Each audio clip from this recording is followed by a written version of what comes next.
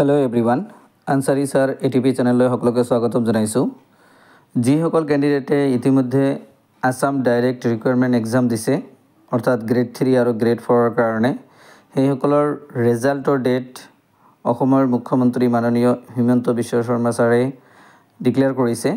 ইয়াৰ result ঘোষণা কৰা হ'ব মাৰ্চ মাহৰ 7 তাৰিখত আৰু মাৰ্চ মাহৰ 7 তাৰিখত sebaonline.org.com ইয়াতে লগইন কৰি নিজৰ ৰিজাল্টটো চাব পাৰিব।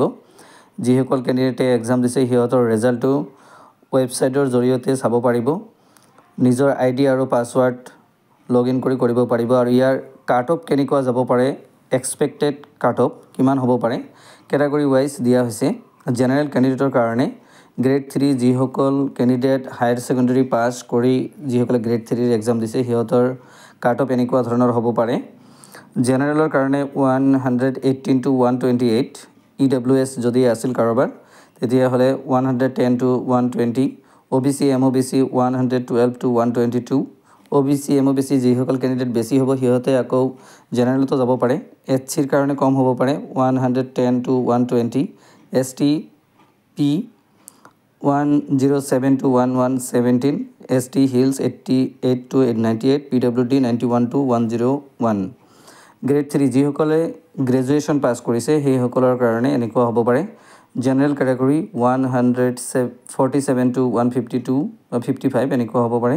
EWS তাতকৈ অলপ কম যাব 134 to 139 নাইবা 40 এনেকুৱা হ'ব পাৰে। OBC MOBC অলপ বেছি হ'ব 143 to 148 HC 141 to 146 ST P 136 to 141 ST Hills 129 to 134 PWD 117 to 122 আৰু যদি কোনোবা ক্যান্ডিডেটে গ্ৰেজুৱেচন পাস কৰিছে তথাপিও যদি গ্ৰেড 4 এক্সাম দিছে HS পাস লেভেল তেতিয়া হলে সিহঁতৰ ওপৰত কি একশন ল'ব ইতিমধ্যে হিমন্ত বিশ্ব শৰ্মা ছাৰে জনাইছে।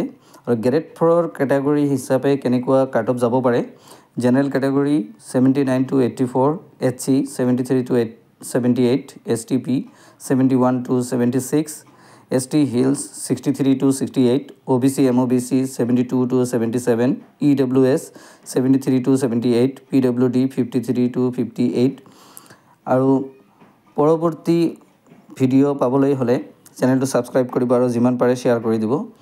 আৰু যিসকল ক্যান্ডিডেটে হয়তো গ্ৰেজুৱেচন পাস কৰিছে কিন্তু SS লেভেলত পৰীক্ষা দিছে বা SSLC অৰ্থাৎ মেট্ৰিকৰ কাৰণে গ্ৰেড 4 এক্সাম দিছে সিহঁতৰ কাৰণে ভেৰিফিকেশনৰ কাৰণে এটা পোৰ্টেল ৰাখিব। পৰৱৰ্তী ভিডিও পাবলৈ হলে চেনেলটো সাবস্ক্ৰাইব কৰি ৰাখিব।